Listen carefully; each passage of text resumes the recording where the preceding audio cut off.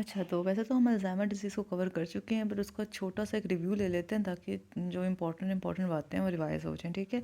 एक तो ये बात है कि Alzheimer disease is a neuro degenerative disease या एक डीजेनरेटिव डिज़ीज़ है ऑफ द कॉर्टेक्स। कॉर्टेक्स को इन्वॉल्व करे तभी हमें मेमोरी इम्पेयरमेंट के सिम्पटम नज़र आ रहे हैं, तभी हमें कॉग्निटिव इम्पेयरमेंट के सिम्पटम नज़र आ रहे हैं, तभी हमें बिहेवियरल डिस्टर्बेंसेस के सिम्पटम्स नज़र आ रहे हैं, ठीक है?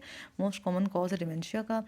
अच्छा, स्टार्ट में क्लिनिकल फीचर्स जो होते हैं, स्टार्ट में हम देखते हैं कि इसका एक तो इसके जो सिम्पटम्स होते हैं स्लो ऑनसेट होते हैं, सीरियस है इसका कोर्स होता है, और स्टार्ट में हमें शॉर्ट टर्म मेमोरी लॉस नज़र आता है, बट इवेंचुअली हमें लॉन्ग टर्म मेमोरी लॉस भी मिलता है और प्रोग्रेसिव डिसोरिएंटेशन होती रहती है, ठीक है? Short term memory loss, then long term memory loss, and then progressive disorientation and with the passage of time the person loses their learned motor skills and language. Aphasia भी हो जाता है और मोटर स्किल्स भी loose हो जाते हैं इसकी वजह से। And then they become mute and bedridden, और बिहेवियर एंड पर्सनालिटी में भी चेंजेस आते हैं, ठीक है? क्योंकि कॉर्टेक्स इन्वॉल्व हो रहा है इसमें, सही है?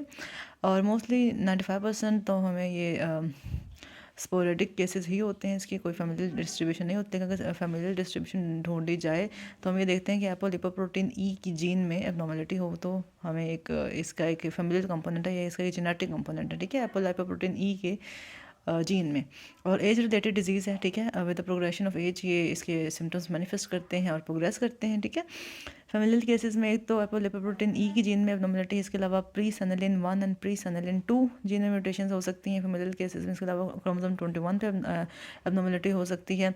और जो इसकी मॉर्फोलॉजी है उसमें ग्रॉस में क्या मिलेगा? Cerebral atrophy, narrowing of gyri, widening of sulci and dilatation of ventricles, ठीक है? Cerebral number 1 is cerebral atrophy, number 2 widening of sulci, narrowing of gyri and ventricular enlargement या वेंट्रिकुलर हाइपरट्रोफी या dilatation, ठीक है? अच्छा, और जो दो इंपॉर्टेंट माइक्रोस्कोपिक फीचर्स हैं वो न्यूरोटिक प्लैक्स एंड न्यूरोफिब्रिलरी टैंगल्स हम ऑलरेडी स्टडी करके आ चुके हैं पहले।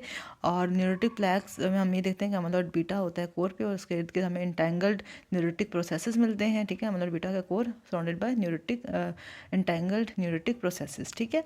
और इसकी पैथोजेनेसिस ये है कि अमाइलॉइड बीटा डिराइव हो रहा होता है फ्रॉम अमाइलॉइड प्रिकर्सर प्रोटीन। और नॉर्मली अगर इस अमाइलॉइड प्रिकर्सर प्रोटीन की क्लीवेज हो तो नॉर्मली अल्फा क्लीवेज होती है, ठीक है? और अल्फा क्लीवेज नतीजे में जो अमाइलॉइड बीटा प्रोटीन बनती है वो एक नॉन पैथोलॉजिक फॉर्म होती है और वो एग्रीगेट नहीं करती। लेकिन अगर इसकी for some reason beta cleavage हो जाए, बीटा क्लीवेज कब कब हो सकती है? अगर अमाइलॉइड प्रिकर्सर प्रोटीन ही एबनॉर्मल है, या फिर गामा सेक्रेटेज एंजाइम एबनॉर्मल है, या बेस एंजाइम एबनॉर्मल है, तो उसके नतीजे में फिर क्या होगा कि अमाइलॉइड बीटा प्रोटीन की डिपोजिशन हो जाएगी, और अगेन सारे जो हमने एक कॉन्स्टलेशन ऑफ सिम्टम्स देखे हैं ऊपर वो मैनिफेस्ट करेंगे, ठीक है? न्यूरोफिब्रिलरी टैंगल्स में हमें नजर आती है टॉप प्रोटीन जो कि हाइपरफॉस्फेटेटेड फॉर्म में होती है, and this is a microtubule associated protein. बस यही इंपॉर्टेंट इससे रिलेटेड रिव्यू की बातें हैं, तो बाकी तो हम इसको स्टडी करके आ चुके हैं पहले।